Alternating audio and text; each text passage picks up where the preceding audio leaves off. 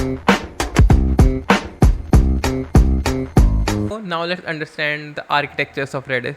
So Redis has a three architectures: single node architecture, master slave architecture, and clustered architecture. We are going to see their pros and cons as well. So let's get started. So first of all, let's discuss single node architecture of Redis. So it means that there is going to be a single Redis and there is going to be a client. Now this client can perform update operation, delete operation, set a value, delete a value, normal operations on Redis. They can perform. It can use Redis as a Kafka, rate limiter, and anything. But it means that we have only one single node of a Redis is running right now. So let's understand what are the pros and cons of the single node architecture. It's a very simple thing. So the pros are very simple. You have to just install Redis in your EC2 instance or on your machine. You can just install it in with the help of a Docker, and it's very simple to set up. Second point is, it is also very good for small apps, small scalable app. If you're making a small app for your shop or something like that, it's going to be very easy. But there are some cons. I told you that it's a single server.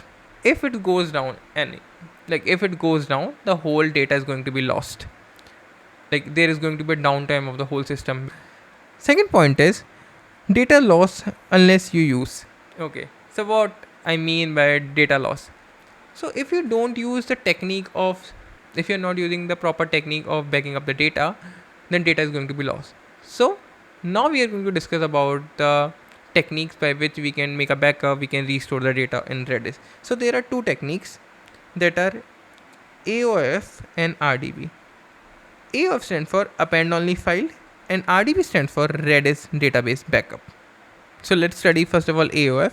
AOF stands for append only file. So any operation that is going to perform on the Redis, we are just going to write it on a someone disk. Like you can just say we can just going to write it in a one file. But the thing is, we are going to just perform only insert and set operation. We are not going to write the get operations in this file. We are just going to write the set, insert operation. So we are just going to store all the changes that are going to happen in the Redis, not the get operations. Now, there are 3 points in this. So if you are going to write every single operation in a disk, whenever there is a set query, you are going to write it, then it is going to be very safe. If the Redis goes down and again if it is going to come up, then Redis can recover all the data with the help of this file because we have all the set operations. But that will make the system slow. If any time there is going to be a set operation, it is going to update the data in Redis, and now it has like an overhead also that it has to write it in the database. So it is going to be a safest process, but it is going to like hamper the speed a little bit. Second thing is every second, that is a default setting of Redis. So what happens after every single second, Redis is going to perform all the set operations. It will just figure it out what are all the set operations performed in that second, and then Redis is going to write them in that file. Then the third option is OS, and what you can do, you can just go to the Redis configuration and you can choose the best option according to your need. Now let's understand the Redis database backup. So what happens? Redis saves all the set commands again in this dump.rdb in every 5 minutes. Suppose like there are all the set operations are going to happen in the 5 minutes, and then after that Redis is going to store all the set operations that perform all the queries in one dump.rdb in every 5 minutes. But there is a small flaw in it that what happens, suppose that if Redis goes down, so what will happen, you can just recover all the data, but you will just able to you will just lose some fraction amount of 5 minutes of data in there, because at that time the file was not created, like last 5-minute file was not there, so you will just lose that much amount of data. But if the data is not necessary, then it's fine. But if data is very much important, you can just simply go with append only file. Now you can also change the setting as well. You can just in every 5 minutes you can just change it to every 1 minute as well. If you want to like save less data, you can just go to 30 seconds too. Now let's understand the master slave architecture with an example. Suppose there is one counter variable, and this client is going to update that like if the client wants to update that counter variable, so what will happen, client will send the set request to Redis, then the value is going to be 2. If the client will set the value to 10, then the value is going to be 10. Whenever the client sends the set request, it means wants to change the value of a counter, it will goes to master. So master, what will do master do? Master is going to change the value to and master is going to change the value in the Redis, because let's say understand it's a simple Redis and master will just referring Redis as a master and Redis in the value is going to be changed. Now what we have done in a master slave architecture, we connected this Redis with other Redis servers as well. Okay, and we name those servers as slave. So we have now one master and 3 slaves. Whenever clients are going to get the value of the counter, whenever clients are wants to get the value, the slaves are going to respond. But whenever we have to set the value, only we can set in a master. And what will happen? Whenever there is a change in a value of a counter, the master is going to update them, all the slaves. Master will tell all the slaves that I got this value set equals to 10. Master will say I got a new value counter set 10, that means that update the value of counter 10. Then the same query will run in the slave 1, slave 2 and slave 3. Then the value is going to be updated on all the slaves. And suppose at the runtime, like a client is asking the value from slave 1, and the value is going to be return 10. If you have a read heavy system, this architecture works pretty well, because you don't have a load on one single server, because there are many slaves to perform the action and any of the slave can return the same value. There is one important point: if master goes down in any scenario, so what will happen? Any of the slave is going to be become one new master, and there is again going to be follow the fashion of a master slave. Now let's understand one problem in this master slave architecture, that I told you that the value of the counter is going to change in master, and then master is going to update the value in slave 1, slave 2 and slave 3. And let's say there are 10 slaves. All the operations are going to happen in a single threaded fraction. So what will happen? First of all, the value is going to change in the master, and now the value is going to started changing in the slave 1, slave 2, slave 3 and so on to slave 10. And my client started asking the value from slave 10. In that scenario, what will happen? I will get a wrong value of the counter, because slave 10 is still not updated. But we have updated the master, but slave 10 is not updated.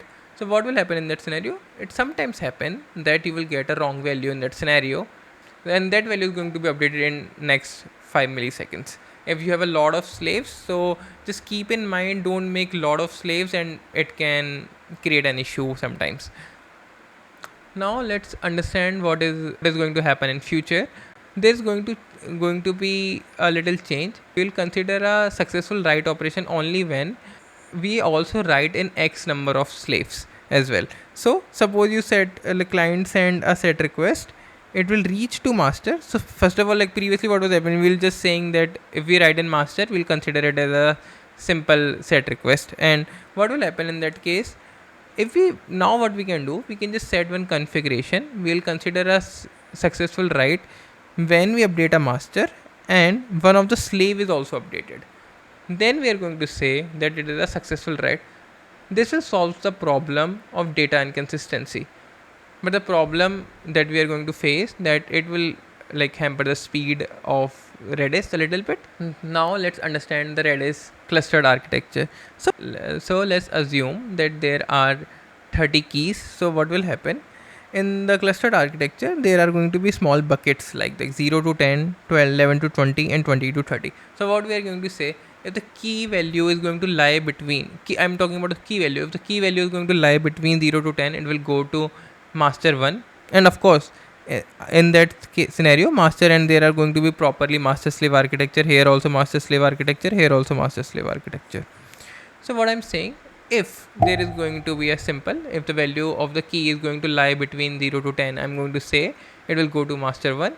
If the or you can just say Redis server 1, and if the value is going to lie between 10 to 20, it will go to master, or you can just say simply Redis 2 or a master 2. And if the value is going to lie between 10 to 30 or 20 to 20, it will just go to lie between master 3 or Redis 3.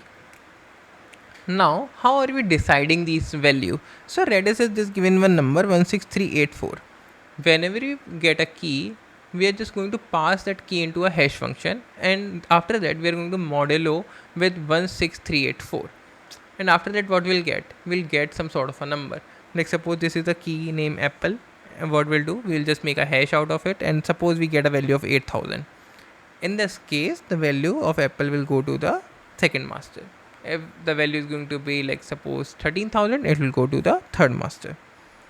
What will happen if we added one more server to this clustered architecture of Redis? And what will happen if we delete one, like if one of the masters goes down? What will happen in that scenario? So let me just solve this doubt for you. Suppose the value of m is 24. So all the three cluster are going to have the value of 8, 8 and 8. What will happen? Suppose if there is a new cluster is added. Now the value is going to be 6, 6, 6 and 6. Add into, so whenever new server is going to add into a Redis clustered architecture, what will happen? So previously it was holding the data between 0 to 8. Now it is holding the data between 0 to 6. Same with the second one. It is going to hold the data between 6 to 12. Previously it was holding the data between 8 to 16. Here it was holding the data between 16 to 24. And here it will hold the data between 12 to 18. Now these data like 0 to 6 and 6 to 8, what will happen? Two data, I will send it here. In this scenario also, I will just send some of the data, and here also it will going to send some of the data. So in that scenario, what will happen? Redis is going to balance itself. Whenever a new server is going to add it, it is going to balance itself. But remember one thing, whenever a server is going to be deleted or let's say goes down, then there is no balancing going to happen. What will happen in that scenario? If the master goes down of any of the particular node, like just say if this goes down, so don't worry, there are going to be slaves. Any of the slave will become a master. So it will not happen in the Redis cluster architecture that any of the particular node goes down. Any of the slave will become a master in that scenario.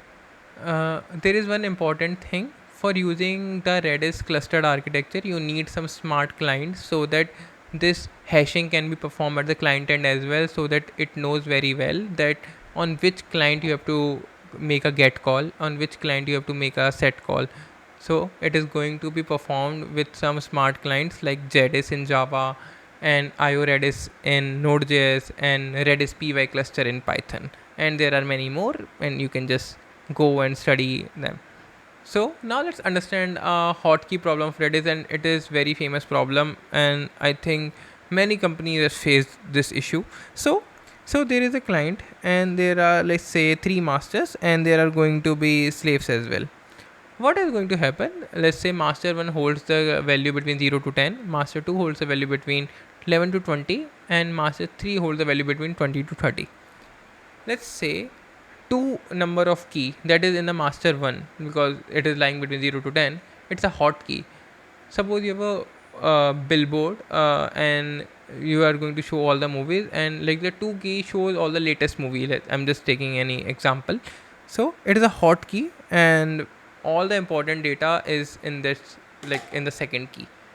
So most of the time what happen, whenever there is a get call, it usually come on the second key, but the load is going to be too much for this hotkey. So what can happen in the future if the load is too much, that particular slave or that particular node of this master slave can go down. So the solution is pretty simple in this case. If you know that this movie global is an hotkey, let's not save it like this. Let's do something else. What we can do, we can just simply do movie global 1, movie global 2, and if then we have to store the data in a movie global 3, what will happen? You just put the value here is like previously hotkey was movie global. Instead of saving it like this, let's save it movie global 1 here. Here we save it like movie global 2, and here we save it like movie global 3. We saved it like this. Now what will happen? Whenever the request is coming on any of the client, and if they figure it out that it is a hotkey, then they can just go to any of the slaves and they can just find the value. They really know that the hotkey is going to be movie global. They have to just append any number like 1 or 2 or 3. If they figure it out, okay, then the problem is solved. So by doing this, now we know that traffic is going to be divided and we just solve this problem. So that is why we can just use the custom concept at our code as well, how to handle the hotkeys, and that is how we can just solve this problem. Important point to remember is that we are manually handling this problem, but this is a problem in the industry, but Redis is not providing any support for it, because their Redis is not meant to solve this problem of hotkey. Redis is meant to solve the problem of speed. Okay, hotkey problem was solved manually by the company itself. They figured it out what are the hotkeys, and they divided the traffic in on the different slaves on the different servers.